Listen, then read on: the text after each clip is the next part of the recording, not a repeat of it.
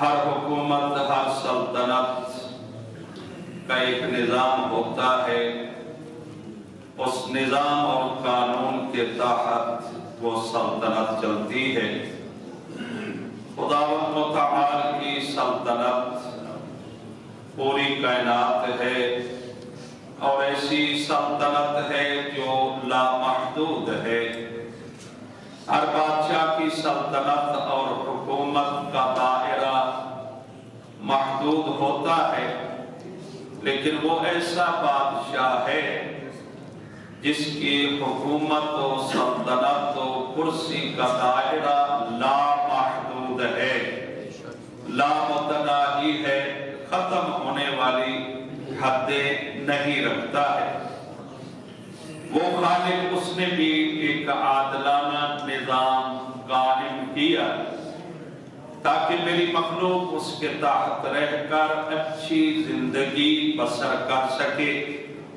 ہر ایک کو اس کا حق ملے، ہر ایک کو اس کا حصہ ملے، ہر ایک کو اس کی عزت و احترام اس کے مقام کے مطابق ملے،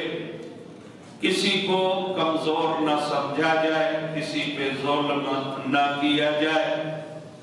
طاقت کے بلبوتے پہ کسی کو مار نہ دیا جائے، قتل نہ کر دیا جائے۔ اور اگر ایسا ہو بھی گیا تو پھر خالق نے اس کا علاج بھی بتایا ہے۔ یہ آیت مبارکہ جو 178 آیت ہے سورہ بقرہ پارہ نمبر 2 ہے، اس میں خالق کائنات اہل ایمان کو مخاطب ہو کر فرما رہا ہے، اے ایمان والو کتب علیکم القصاص، تم پر قصاص فرض کر دیا گیا ہے، لکھ دیا گیا ہے۔ لکھ دیا جانا مطلب لفظی معنی یہی ہے، لیکن اس کا معنی یعنی تم پر فرض اور واجب کر دیا گیا ہے۔ فی القتل، جب تم قتل کر بیٹھتے ہو، تم قتل کرتے ہو تو اس وقت اس کا ایک بدلہ ہے، آپ اس کا ترجمہ قصاص کا یہی کر سکتے ہیں۔ اور دیت کے مقام پہ یہاں پر تو ہے کہ اگر الحر بالحر، کسی نے آزاد کو قتل کیا ہے تو اس کے بدلے میں آزاد کو قتل کیا جائے، اگر غلام قتل کیا گیا ہے تو بدلے میں غلام قتل ہوگا، اگر عورت قتل ہوئی ہے تو قصاص کے طور پر اس کے بدلہ میں عورت کو قتل کیا جائے گا۔ ایک اور آیت مبارکہ ہے جس میں دیت کو بیان کیا گیا ہے، السن بالسن، یعنی حتی دانت تک اس کو بیان کیا گیا کہ دانت کے بدلے میں دانت ہوگا اور آنکھ کے بدلے میں آنکھ ہوگی۔ اب جب بات آئی نا آنکھ کی تو کچھ لوگ جب چند ایک الفاظ یہ سمجھ لیتے ہیں تو وہ سمجھتے ہیں کہ ہم اب علمی سمندر بن گئے ہیں، اور پھر ایسے عقیدے کے مطابق ہوتے ہیں کہ قرآن پہ اعتراض کرتے ہوئے بھی ان کو احساس نہیں ہوتا ہے۔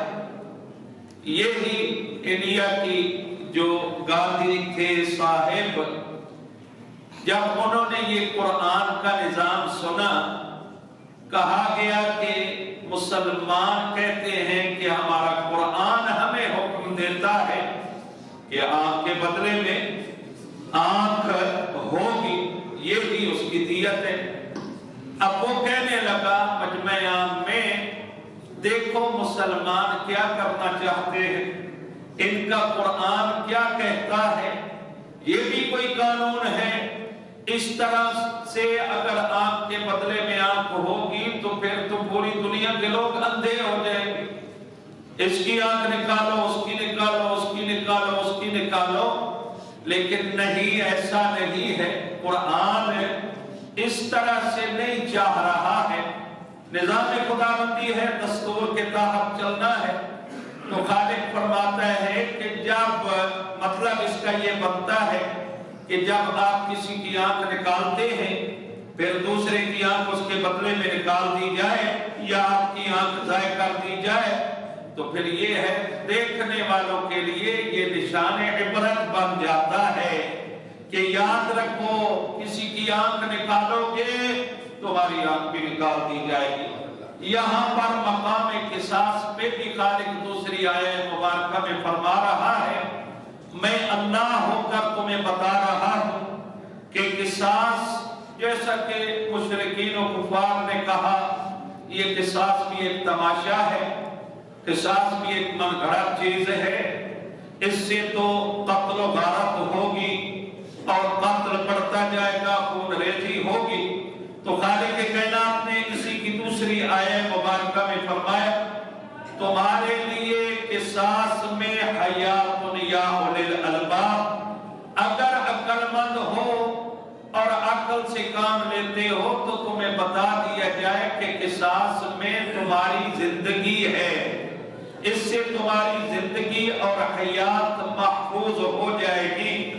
لعلکم تتقون، اس میں تمہاری زندگی رکھی ہے شاید کہ تم پرہیزگار بن جاؤ، اللہ سے ڈر کر کسی پہ ہاتھ نہ اٹھاؤ، کسی کا تجاوز نہ کرو، کسی کا خون نہ بہاؤ، کسی کا مال نہ لوٹو، کسی کے گھر پہ ڈاکہ نہ ڈالو، کسی کی عزت نہ لوٹو۔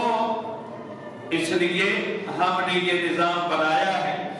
اب دیکھیں کتنا عادلانہ نظام ہے خالق کائنات کا۔ یہ نہیں ہے کہ جیسے آپ کی مرضی ہے ویسے بدلہ لو۔ اللہ نے فرمایا میں قانون بنا رہا ہوں، اس قانون کے تحت چلنا ہوگا۔ تمہاری جو اندر کی آگ ہے وہ تمہاری ذاتی ہے، اس میں پڑ گئے تم تو پھر تو خون ریزی ہوگی، جیسے اب ہوتا ہے ایک علاقے میں ایک قتل ہوتا ہے، پھر بدلے میں 2 ہو جاتے ہیں، پھر 4 ہو جاتے ہیں، کئی خاندان ختم ہو چکے ہیں، آپ کے علم میں ہے 50 لوگ مارے گئے ایک چھوٹی سی بات کی وجہ سے، آگے بڑھتا گیا۔ اگر نظام خداوندی کے تحت چلا جاتا اور وہیں پہ کہا جاتا کہ اس کو قتل کیا گیا ہے، اس کا بدلہ قصاص سے ہوگا، اس کے بدلے میں قاتل کو قتل کیا جائے گا اور سزا دی جائے گی، تو وہیں پہ سسٹم رک جاتا، آگے فتنہ و فساد نہ ہوتا۔ اور پھر خالق نے فرمایا کیا جس کو پیش کر دیا جائے بدلے میں اسی کو قصاص کے طور پہ قتل کر دیا جائے گا؟ کہا نہیں، اگر آزاد کو قتل کیا گیا تو اس کے بدلے میں آزاد قتل کیا جائے گا، اور اگر عبد غلام کو قتل کیا گیا تو اس کے بدلے میں غلام کو قتل کیا جائے گا۔ اور فرمایا اگر عورت کو قتل کیا گیا ہے تو اس کے بدلے میں عورت کو قتل کیا جائے گا۔ یہاں ایک اور قانون کا بھی پتہ چل رہا ہے کہ عبد کی اتنی اہمیت نہیں ہے جتنی آزاد کی اہمیت ہے، اور اسی طرح عورت کی بھی نظام خداوندی کے تحت اتنی اہمیت نہیں ہے جتنی ایک مرد کی اہمیت ہے۔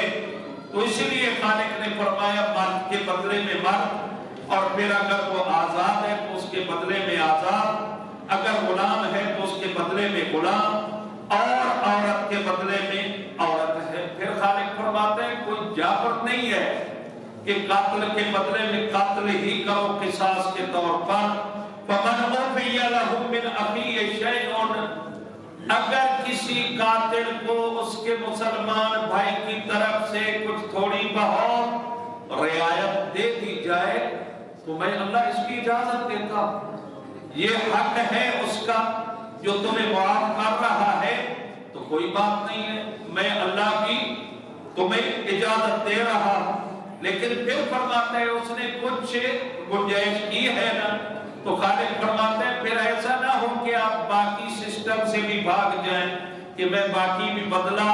نہیں دینا چاہوں گا۔ خالق فرماتے ہیں فَاتِّبَاعٌ بِالْمَعْرُوفِ، آپ پھر باقی کو ادا کریں نیکی کے ساتھ، اور پھر اس کے ساتھ بھی اچھے رہیں جس نے آپ کو معاف کیا ہے۔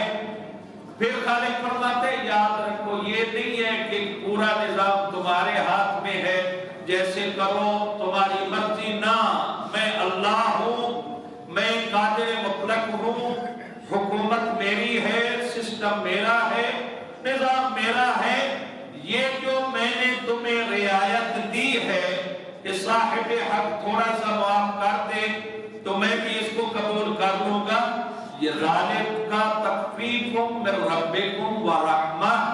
یہ تمہارے رب کی طرف سے تمہارے لیے تخفیف ہے اور رحمت ہے۔ یہ نہ سمجھنا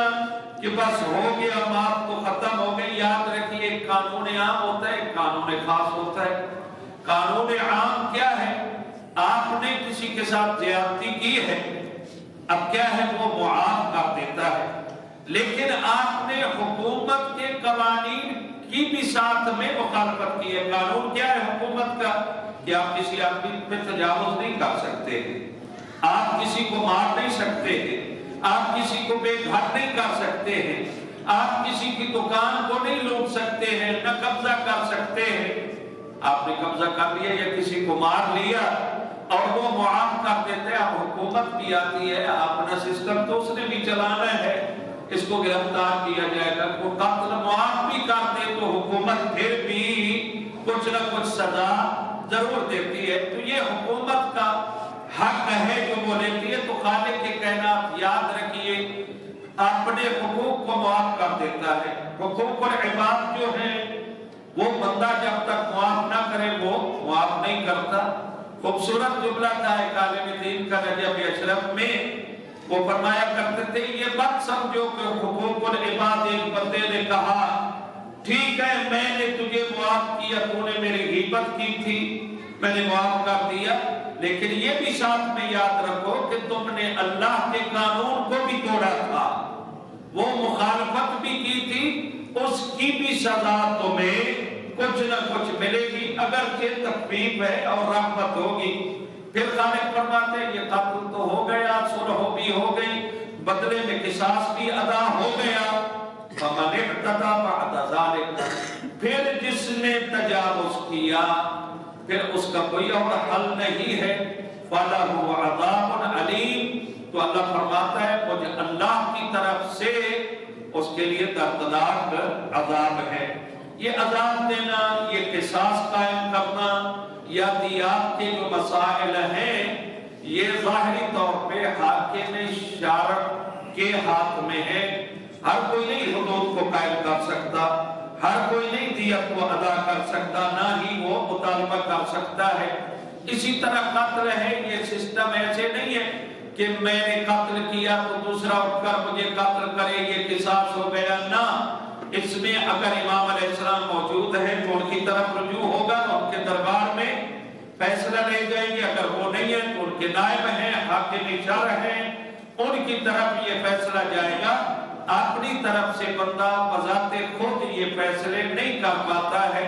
جیسے اور بھی بہت سارے مسائل ہیں، جیسے طلاق کا مسئلہ ہو جاتا ہے تو علماء آخر میں مراجع حاکم شرع کی طرف رجوع کرتے ہیں، وہ کیا فرماتے ہیں جو ان کا حکم ہوگا، کیونکہ حاکم شرع کو ولایت حاصل ہے، جیسا کہ تمام مسلمانوں کے ہاں ہے، ہمارے ہاں ذرا پاکیزگی کے ساتھ ولایت ہے، وہاں تو ہر فاسق و فاجر کو ولایت حاصل ہے اور کہا جاتا ہے وہ بھی حاکم شرع، وہ بھی امام المسلمین فلاں، لیکن ہمارے ہاں دیکھا جاتا ہے کہ حاکم شرع قصاص کے ادا کرنے میں، دیت کے ادا کرنے میں یا باقی مسائل میں جس کی طرف رجوع کیا جاتا ہے اس کی بھی شرائط ہے، ہر ایک کو حاکم شرع نہیں مانا جا سکتا۔ دعا ہے خالق لم یغفر